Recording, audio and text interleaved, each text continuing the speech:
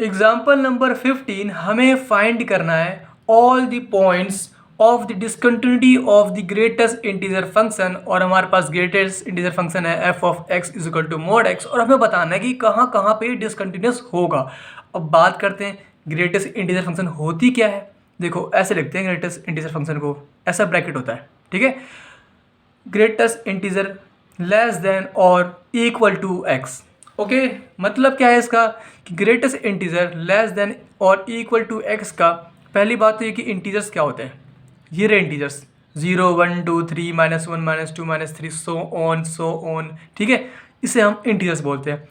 अगर आप कोई भी रियल नंबर उठा लो और इसमें पुट कर दो, चाहे रेशनल हो चाहे इरेशनल हो, कुछ भी नंबर उठाओ और इस ब्रैकेट के अंदर पुट करो, आपको हमेशा आउटपुट में एक इंटीजर ही मिलेगी। ओके, एक इंटीजर ही मिलेगी। चाहे चेक करते हैं कैसे। अगर मैं इस ब्रैकेट के अंदर 1.5 डालता हूँ तब मुझे क्या मिलेगा। 1.5 क्या इंटीजर है, पहले चेक करो। नहीं है, 1.5 इंटीजर तो नहीं है। तो 1.5 कहाँ पे आता है, 1 और 2 के बीच में आता है ना। यहाँ पे कहीं पे 1.5 आ रहा होगा, तो ये इंटीजर नहीं है। तो इससे छोटा इंटीजर कौन सा है, इससे छोटा इंटीजर क्या है हमारे पास, 1। पीछे जाओ पीछे जाओ पीछे जाओ, 1 है ना, तो हमें 1 मिलेगा। एक और एग्जांपल लेते हैं 1.333 सो ऑन। तो इसका क्या मिलेगा हमें, 1.333 कहाँ पे, 1 और 2 के बीच में, मतलब यहाँ पे कहीं पे होगा। तो इस पॉइंट से पीछे जाओ, कौन सा इंटीजर है, 1 है, तो हमें 1 आउटपुट मिल जाएगा। एक और ले लो 3.74, ठीक है। तो क्या हमें वैल्यू मिलेगी, 3.74 हमारा कहाँ पे, 3.74 हमारा यहाँ पे कहीं पे होगा, यहाँ पे 4 होगा, है ना, यहाँ पे कहीं 4 होगा, 4 और 3 के बीच में है, तो यहाँ पे कहीं पे होगा 3.74। तो इससे पीछे जाओ तो क्या वैल्यू मिलेगी, 3 मिलेगी। आती बात समझ में। हमें क्या करना है, हमें चेक करना है कि इंटीजर है या नहीं है। अगर इंटीजर नहीं है तो उससे पीछे कौन सा इंटीजर है, ठीक है। अब बात करते हैं, एक और एग्जाम्पल लेता हूँ, लास्ट एग्जाम्पल -1.5। अब बताओ क्या वैल्यू आएगी, -1.5 के क्या आएगी, 1 आएगी, है ना, -1 आएगी, नहीं आएगी -1। क्यों नहीं आएगी, क्योंकि -1 कहाँ पे है, -1.5 कहाँ पे है, -1.5 -1 और -2 के बीच में है ना, यहाँ पे कहीं पे -1.5 होगी। तो छोटा कौन सा है ऐसे इंटीजर, 2। अगर 1 बोलते आप -1 बोलते तो ये तो बड़ा हो जाएगा ना, -1 तो बड़ा होता है, छोटा कौन सा है, -2, तो हमें आउटपुट मिलेगा -2। तो एक चीज़ आप चेक कर पा रहे होगे कि अगर, अच्छा एक चीज़ और ले लूँ, अगर मैं यहाँ पे लेता हूँ 2, तब मुझे क्या मिलेगा, 2 क्या है, इंटीजर है, तो हमें 2 ही मिल जाएगा। इंटीजर पे इंटीजर मिल जाएगा, आउटपुट जो है वही मिल जाएगा। और इंटीजर नहीं है तो उससे छोटा कौन सा इंटीजर है उस पॉइंट से, बस इतना हमें चेक करना होता है। अब बात करते हैं कि ना, जो इम्पोर्टेंट बात है, बहुत इंपॉर्टेंट बात है, जो हम इस क्वेश्चन में करने वाले हैं कि लेफ्ट हैंड लिमिट निकालेंगे, राइट हैंड लिमिट निकालेंगे, तो हम माइनस करते हैं एच, प्लस करते हैं एच।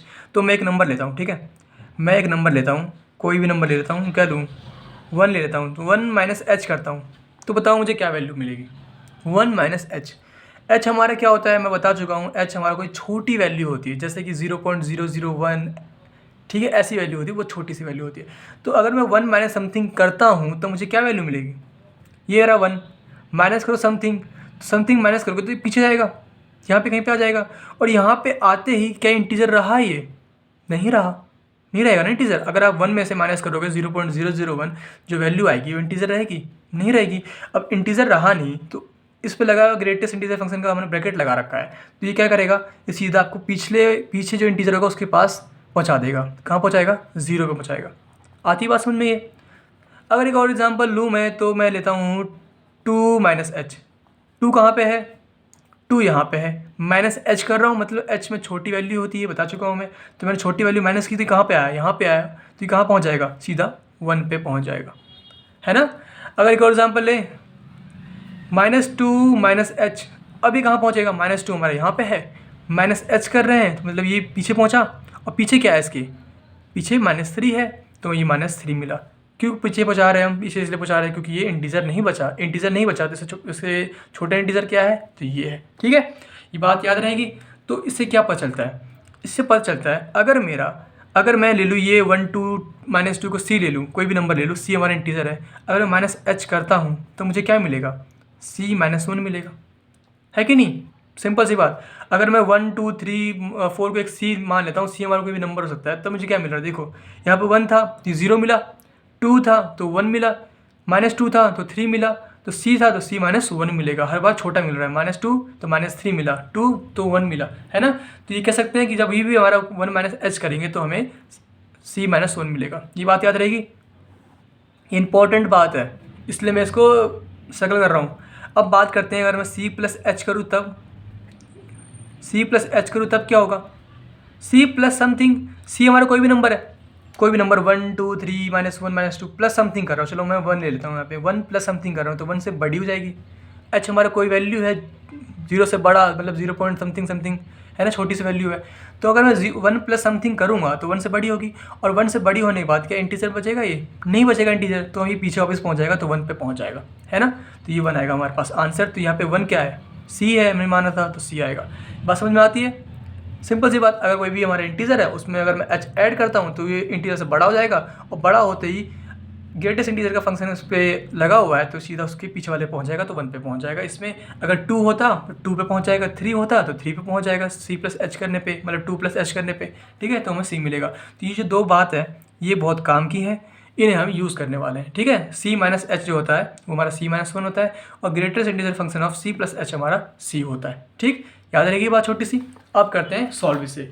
तो हमें क्या करना है, हमें चेक करना है, हम क्या कहाँ कहाँ चेक करने वाले हैं। देखो हमारे पास ये पूरी पूरी लीनियर लाइन गिवन है, ठीक है। हम चेक कर सकते हैं एक तो इंटीजर्स पे, इन पे, और एक हम चेक कर सकते हैं इनके बीच में, यहाँ पे चेक कर सकते हैं, यहाँ पे यहाँ पे यहाँ पे, कि हमारा x की वैल्यू हम कुछ भी पुट कर सकते हैं। हमें गिवन तो है नहीं कि ये पुट करनी है, तो हमें सब पुट करनी पड़ेगी। तो हम रियल नंबर भी पुट, ये सभी पुट करेंगे, बीच वाली भी, और हम ये इंटीजर्स की वैल्यू भी पुट करेंगे। तो पहले क्या पुट करें बताओ,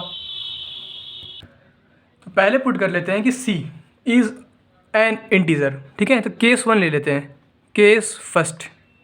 तो लेट कर लेते हैं, let C be an integer. तो हमने क्या लिया है, इंटीजर लिया है C को, ठीक है।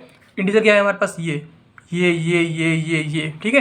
तो हम क्या करेंगे, जो हम करने वाले थे और करेंगे हम, कि हम क्या करेंगे, हम इसका यूज़ करेंगे, हम f(a) निकालेंगे, लेफ्ट हैंड लिमिट निकालेंगे, राइट हैंड लिमिट निकालेंगे। तो निकालो, f(a) क्या आएगा हमारे पास, f(a) हम C पे चेक कर रहे हैं, तो C = जहाँ पे x वहाँ पे C पुट कर दो, तो greatest integer function of C मिल जाएगा हमें। फिर हम निकालेंगे लेफ्ट हैंड लिमिट LHL, तो क्या आएगा हमारे पास, limit x tends to C - h, f(x) क्या हमारे पास, greatest integer function of x, तो इसमें पुट कर दो, लिमिट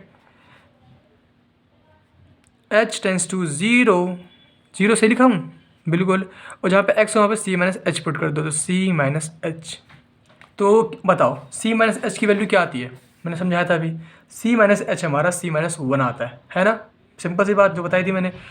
तो क्या आएगा मेरे पास आउटपुट में, C - 1, है कि नहीं, बिल्कुल। और इसका आंसर क्या आता है मेरे पास, greatest integer function of C क्या हमारा इंटीजर है, तो इंटीजर होता है कोई भी, तो हमें क्या मिलता है, हमें इंटीजर ही मिल जाता है वापस। ये भी बताया था मैंने, ये एग्जांपल भी लिया था मैंने कहीं पे, कहाँ गया एग्जांपल मेरा, गायब हो गया। तो क्या आता है, C आएगा हमारे पास, तो ये C आया, ये C आया, ये C - 1 आ गया, और RHL निकाल लो। RHL क्या आएगा हमारे पास, limit x tends to C + h x, तो क्या वैल्यू आएगी हमारे पास, लिमिट h टेंस टू 0, जहाँ पे x हो वहाँ पे C + h पुट कर दो, तो क्या वैल्यू आएगी हमारे पास, C + h हमारा C के इक्वल आता है कि नहीं, तो हमें C मिलेगा। तो क्या ये इक्वल आ रहे हैं, बताओ, नहीं आ रहे इक्वल। हमें इक्वल चाहिए, जब भी कंटिन्यूस होगा तभी कंटिन्यूस होगा, जब ये इक्वल होंगे। तो हमारा f(c) इक्वल नहीं आ रहा LHL के, और ये इक्वल नहीं आ रहा RHL के, आ रहा है इक्वल। तो दिस इम्प्लाइज कि जो हमारा f(x) = greatest integer function of x है, is not continuous at any integer, किसी भी इंटीजर पे कंटिन्यूस नहीं है, ओके। क्योंकि हमारा C पे कंटिन्यूस नहीं है, और हमने C क्या डिफाइन कर रखा है, C बी एन इंटीजर, तो किसी भी इंटीजर पे कंटिन्यूस नहीं है।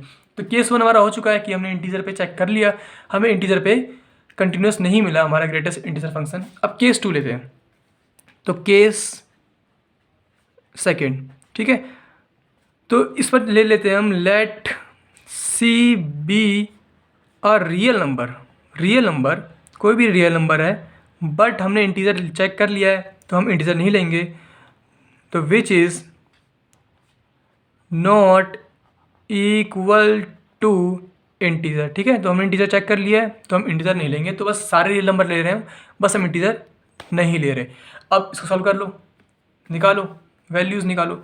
तो पहले एफ ऑफ ए निकालेंगे हम। एफ ऑफ ए क्या आएगा हमारे पास, बताओ। ए हमने सी पे चेक कर रहे हैं, तो एफ ऑफ सी, तो इसकी वैल्यू क्या आएगी यहाँ पे, ग्रेटेस्ट इंटीजर फंक्शन के अंदर सी पुट कर दो। ओके, अच्छा एक बात और बता दूँ मैं, नहीं तो कन्फ्यूज़ हो जाओगे आप। हमने कहाँ चेक किया था, पहले हमने इंटीजर्स पे चेक कर लिया, अब हम कहाँ चेक कर रहे हैं, हम बीच में चेक कर रहे हैं। कि मतलब मान लो कि यहाँ पे हमने क्या लिया है, सी कोई भी रियल नंबर, बट इंटीजर्स नहीं, मतलब ये बीच वाले सारे। तो यहाँ पे मान लो मैं ये पॉइंट ले लेता हूँ। ठीक है, ये पॉइंट क्या है मेरा, कोई भी पॉइंट है। ठीक है, अगर मैं इसमें इस पॉइंट को, चलो इस पॉइंट को नाम दे देते हैं, इसको ले लेता हूँ 1.5। अगर मैं इस पॉइंट को ले रहा हूँ, ये मेरा सी मान लो एक पल के लिए, तो अगर मैं इस सी को ले रहा हूँ, अगर मैं इस सी पे प्लस एच करता हूँ और बाहर ग्रेटेस्ट इंटीजर फंक्शन का साइन है, तो मुझे क्या वैल्यू मिलेगी।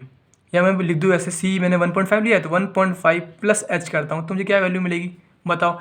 एच मतलब कोई छोटी सी वैल्यू हम ऐड कर रहे हैं, मतलब बड़ी जाएगी, तो बड़ी हो भी गई तभी भी क्या पीछे जाएगा ये, क्योंकि इंटीजर तो ये है होगा नहीं, तो इंटीजर होगा नहीं तो पीछे क्या मिलेगा इसको, 1 मिलेगा, है कि नहीं। तो मैं लिख दूँ इसको ग्रेटेस्ट इंटीजर फंक्शन ऑफ 1.5 ही, एक ही बात है, 1.5 का भी 1 मिलता और 1.5 प्लस समथिंग का भी तो 1 ही मिलेगा, है ना।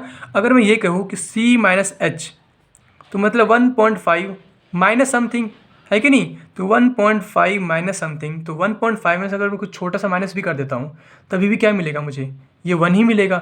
1 क्या है हमारे पास, ग्रेटेस्ट इंटीजर फंक्शन ऑफ 1.5 ही तो है। ये बात समझ में आती है, सिंपल सी बात है बिल्कुल।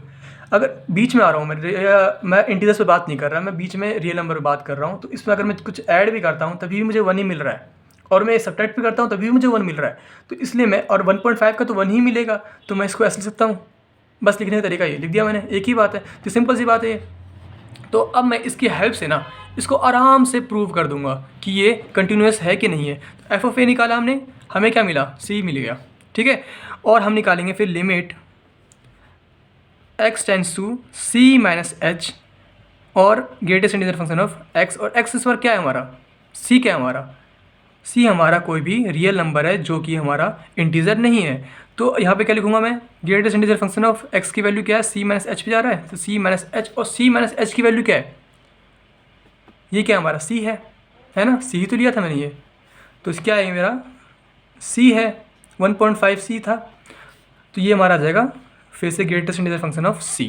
ठीक, ये कंफ्यूज तो नहीं हो रहा c, क्योंकि मैंने यहाँ पे c लेट किया था, c को हमने लिया था c इज इक्वल टू 1.5, और 1.5 में हमने ऐड किया था तो हमें फिर भी c मिला था, क्योंकि 1.5 ही मिला था, और सब्ट्रैक्ट किया था फिर भी हमें c ही मिला था, 1.5 ही मिला था, greatest integer function of 1.5।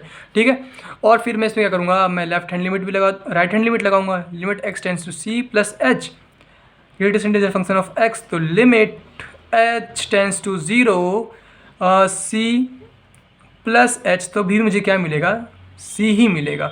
Okay, तो यहाँ से क्या पता चलता है मुझे, दिस इम्प्लाइज जो हमारा f ऑफ क्या बोलते हैं ये x ना, f of x is equal to हमारा r h l के है और ये equal to l h l के है। This implies f of x is equal to mod x is continuous at x is equal to c, और c क्या हमारा, c इज एनी, जो ये लिखा है मैंने ये पूरा उतार दो। ठीक है, real number but not equal to integer. ठीक है, तो ये हमें क्या पता चला कि हमारा बस इंटीजर्स पे जब भी x की वैल्यू कोई इंटीजर्स होगी, ठीक है इंटीजर्स होगी, तब हमारा कंटिन्यूस नहीं होगा, और जब भी इंटीजर्स नहीं होगी तब हमारा कंटिन्यूस होगा। तो हमें पूछा क्या था, कंटिन्यूस किस पे नहीं होगा, तो हम लिख देंगे कि हमारे इंटीजर्स जब भी होगी c की वैल्यू, तब ये इंटीजर्स जब भी होगी, दिख नहीं रहा, इंटीजर्स जब भी होगी तो हमारा कंटिन्यूस नहीं होगा, डिसकंटिन्यूस होगा। ओके, और वीडियो अच्छी लगी हो तो लाइक सब्सक्राइब कर देना। थैंक यू सो मच, और मैंने काफ़ी डिटेल में बताया, तो होप कि आपको कोई कन्फ्यूज़न ना बचे। Thank you.